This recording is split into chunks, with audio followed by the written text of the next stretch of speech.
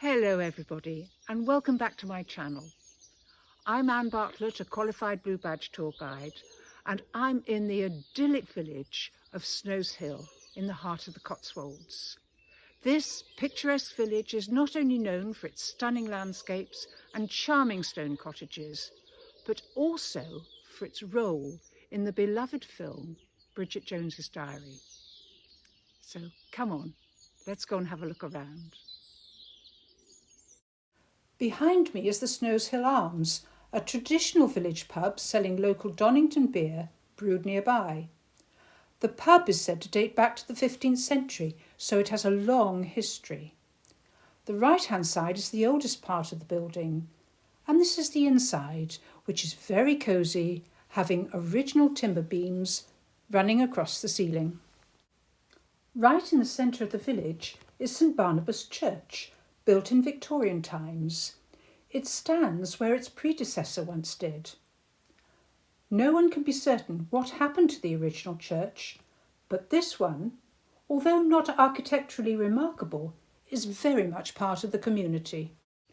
And this popular version of the red telephone box was designed by renowned architect Sir Giles Gilbert Scott to commemorate the Silver Jubilee of King George V in 1935. For those who saw the opening scenes of the film Bridget Jones's Diary, based on the novel by Helen Fielding, it was here that her fictional character Bridget, in her 32nd year of being single, made her way through the snow to her mother's infamous turkey curry buffet for family and friends. And it was where her matchmaking mother was determined to introduce her to Mark Darcy. What people don't realise is that it was filmed during midsummer. A local Stroud-based company called Snow Business arrived and literally changed the season from summer to winter, creating a snow-covered landscape with fake snow. It was here that Bridget parked her car and trudged up to the house. As we walk up this road, we will pass the village hall, originally the village school, built in 1871 to cater for 65 children under 12 years old. Further on, we will pass what was the village post office. It's now a private house. Notice the postbox inserted into the wall. It has King George V's royal cipher on it. He reigned from 1910 to 1936.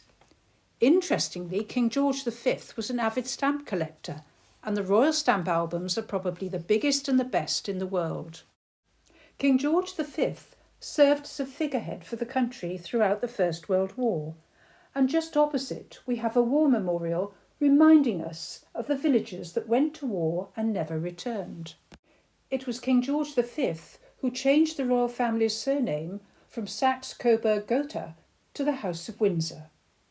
He was also the first king to deliver a Christmas Day broadcast live from Sandringham via the wireless, which became an annual tradition. Opposite the post office, facing the road and backing onto the churchyard, was the wheelwright's premises. The wheelwright was an essential tradesman making wheels for carts and carriages. Wheelwrights often built the carts and made sure they were properly maintained. They also made barrels, furniture, and even coffins.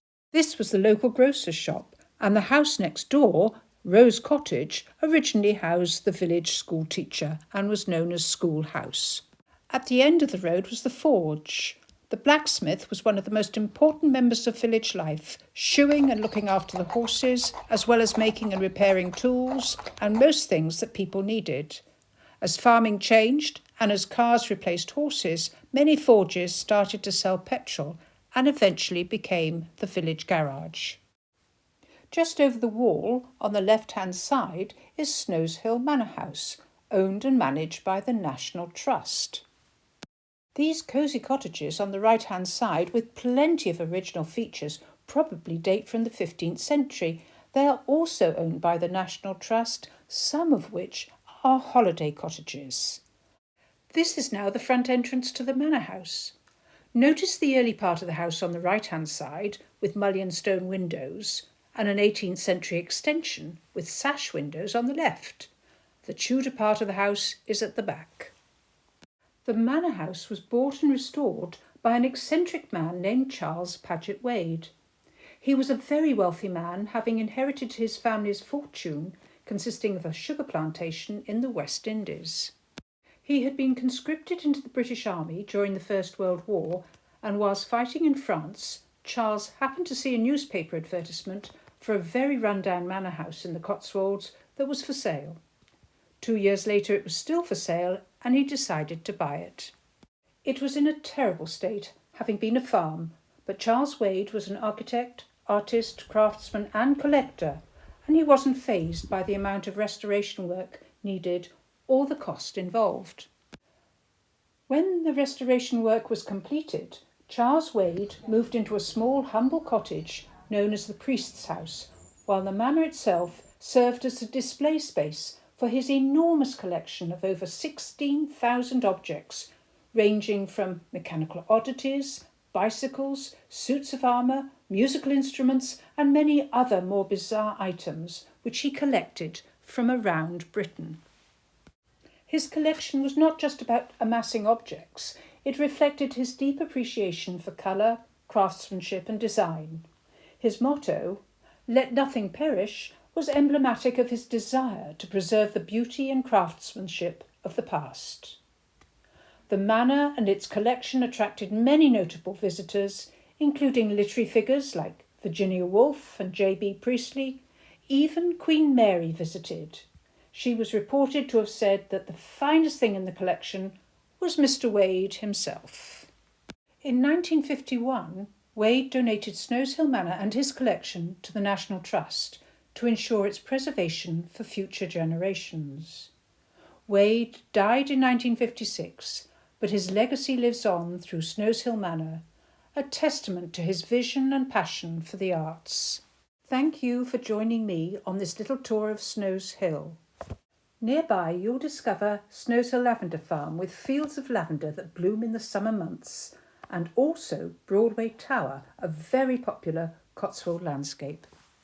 If you want to receive more informative videos of Gloucestershire towns and villages, press the subscribe button so you'll know as soon as the next one comes out. I'm Anne Bartlett, a qualified Blue Badge tour guide, and my website is www.touringexplore.com.